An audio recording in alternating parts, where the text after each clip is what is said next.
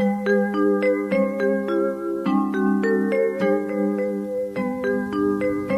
pagi dan salam sejahtera untuk kita semua.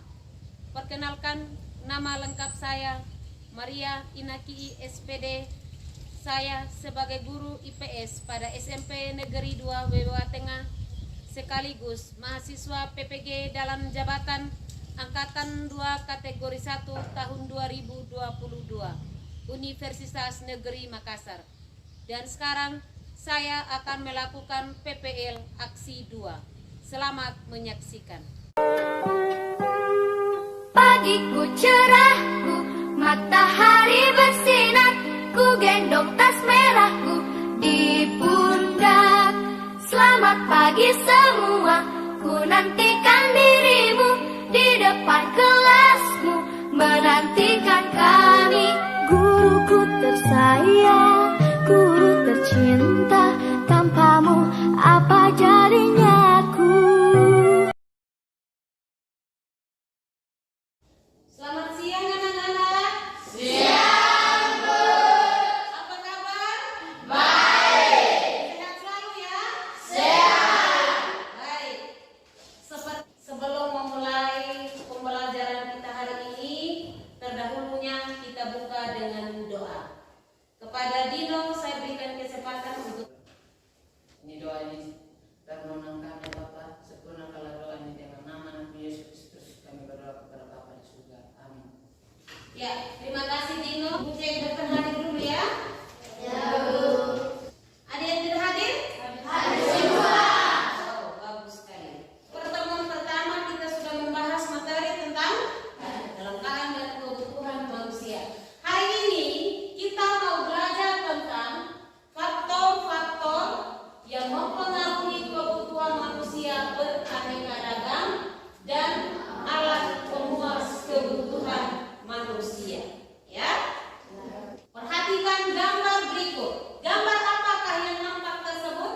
Saya, Bu, Ya, tanya. seseorang yang berpikir faktor-faktor yang membuat kebutuhan manusia beraneka ragam. Tepuk tangan dulu. Ya. Kita lihat breaking dulu. Tetap semangat ya. Ibu akan melakukan pretest. Silakan Ibu. Adapun tujuan pembelajaran yang harus kita selesaikan dalam pembelajaran ini adalah setelah mengikuti pembelajaran melalui pendekatan feedback saintifik, metode diskusi dan pembelajaran model pembelajaran PBL, peserta didik dapat: 1.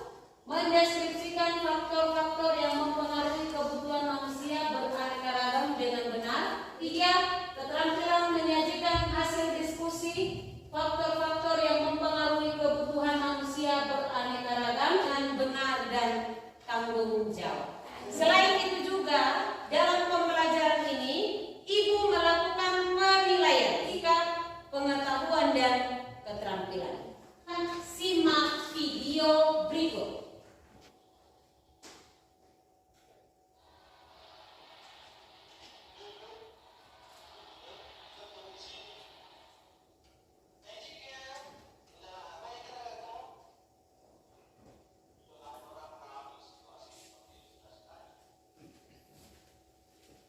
Ya, pertanyaan terakhir. Apakah kamu pernah mengalami situasi seperti di atas tadi? Pernah. Iya. Bagaimana menurutmu, Manda? Ya. Pertemuan dua orang sahabat yang mengalami situasi yang sama, yaitu lapar, tetapi mempunyai selera yang berbeda. Ya, kita bertepuk tangan buat Anda. Ibu ingin bertanya, kenapa seleranya bisa berbeda? Ada yang tahu? Ada, Bu. Ya, Dino? Karena ada perbedaan status dan perbedaan tingkat pendapatan. Iya, kita bertepuk tangan. Baik anak-anak sekalian, untuk mempersiapkan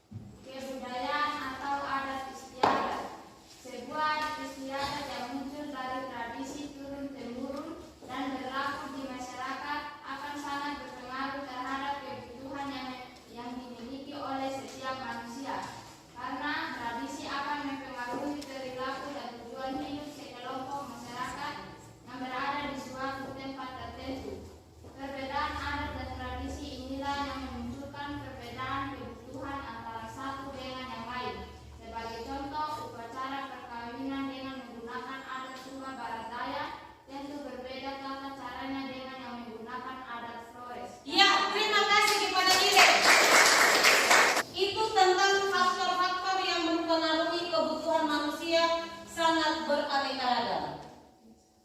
Yang berikut, alat-alat pemenuhan kebutuhan manusia. Sudah? Ada berapa alat pemenuhan kebutuhan manusia? 4. 1. Ya, Aris. Berdasarkan kelangkaannya atau cara memperolehnya. Barang ekonomi merupakan alat pemenuhan kebutuhan yang jumlahnya terbatas dan untuk memperolehnya diperlukan pengorbanan. Contoh, baju, mobil, dan motor. Kita beri tepuk tangan buat Aris. Itu baru. Alat pemenuhan yang kedua. Saya, Bu. Ya, Fani. Berdasarkan fungsi hubungan pemakaian dengan barang lain. 1. Barang substitusi. Barang substitusi merupakan barang yang penggunaannya dapat saling menggantikan dengan barang lain. Contoh, bolpoin menggantikan pensil. Ya, yang berikut. Saya, Bu. Ya, Putri. Barang komplementer. Barang komplementer adalah barang yang penggunaannya dapat saling melengkapi satu sama lain. Karena jika salah satu tidak ada, maka barang tersebut kurang bermanfaat, bahkan tidak bermanfaat. Contoh, pena dan buku, nomor handphone dan ponsel, kopi dan gula. Ya, terima kasih kepada Fani. Yang berikut. Berdasarkan tujuan penggunaan. Saya, Bu. Ya, Angel. Berdasarkan tujuan kegunaannya ada 2. 1. Barang produksi. 2. Barang konsumsi. Contoh, barang konsumsi ini misalnya pakaian, makanan, sepatu, barang elektronik, motor, dan lain-lain. Ya, terakhir. Saya, Bu. Ya, Ina. Berdasarkan proses pembuatannya ada 3, yaitu 1. Barang mentah. 3. Barang jadi. Contoh, barang jadi adalah pakaian, perhiasan, sepatu, gadget, dan lain-lain. Ya, terima kasih kepada Ina. Ya. Ya.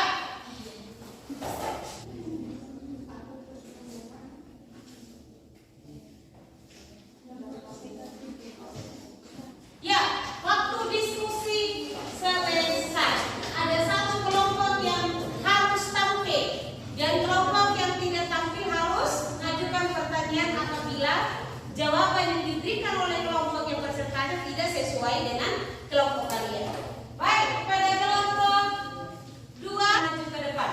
Terima kasih atas waktu dan kesempatan yang sudah diberikan kepada kami, kelompok 2, untuk mempresentasikan hasil diskusi kami. Kepada yang ditugaskan, dipersilakan untuk membaca. Latar belakang masalah.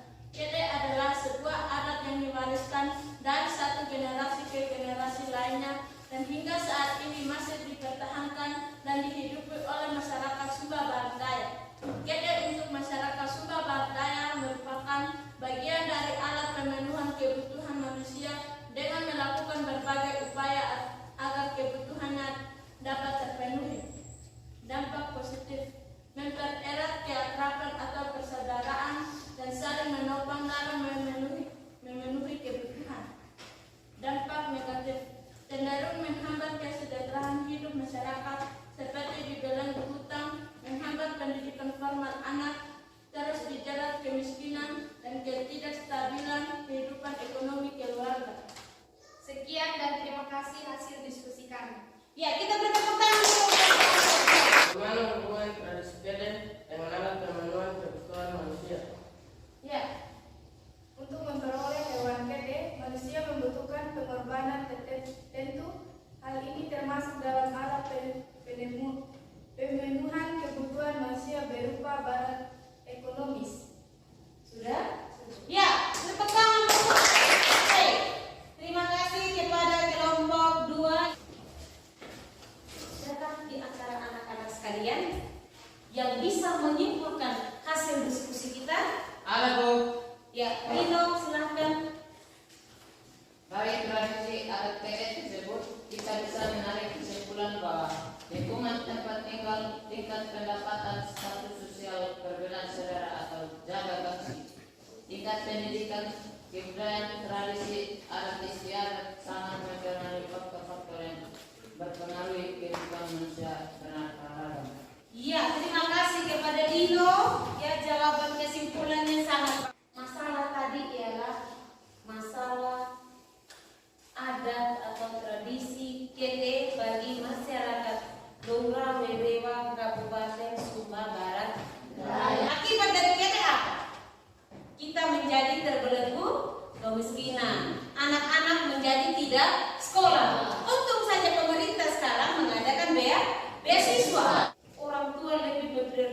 bagaimana menjaga status sosialnya, harga dirinya untuk membantu orang yang lebih atau orang yang berduka. Baik anak-anak, Ibu ingin melakukan post test. Sudah? Sudah. Silakan dikumpul. Kesimpulan, adakah di antara kalian yang bisa menyimpulkan materi pembelajaran kita hari ini? Ya, Dery. Faktor-faktor yang mempengaruhi kebutuhan manusia beraneka ragam. 1. Keadaan alam atau tempat tinggal. 9. Kebudayaan adat atau adat istiadat. Ya, kita tepuk tangan dulu bro. Lalu yang berikut, alat-alat pemenuhan kebutuhan manusia. Ada yang bisa menyimpulkan? Saya, Bu. Ya, Dedi. Alat peluas kebutuhan manusia tergolong atas 4 bagian. Di antaranya 1. Berdasarkan kelangkaannya atau cara memperolehnya. 4. Berdasarkan proses pembuatannya terbagi atas 3, yaitu barang mentah, barang setengah jadi, dan barang jadi. Ya, terima kasih Dedi. Ya. Selain itu, berdasarkan tujuan penggunaannya ada 2, barang produksi dengan barang konsumsi. Barang produksi, barang yang dalam rangka pemenuhan alat kebutuhan manusia masih bisa berfungsi untuk memproduksi barang lain. Contoh kita beli mesin jahit, dia bukan barang habis tapi masih bisa melakukan proses produksi barang lain. Sama juga dengan mesin fotokopi. Selain itu ada barang konsumsi. Barang siap pakai. Contoh baju. Dan yang terakhir berdasarkan proses pembuatannya ada 3 barang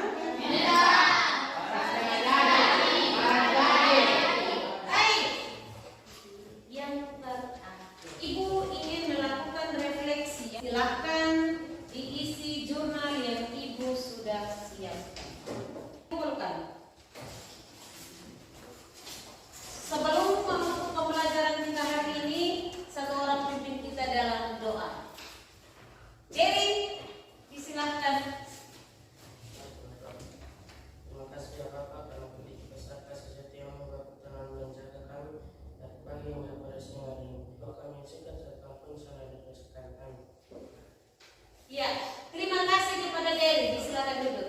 Dengan berakhirnya doa penutup, maka kegiatan pembelajaran kita pada hari ini telah selesai. Selamat siang.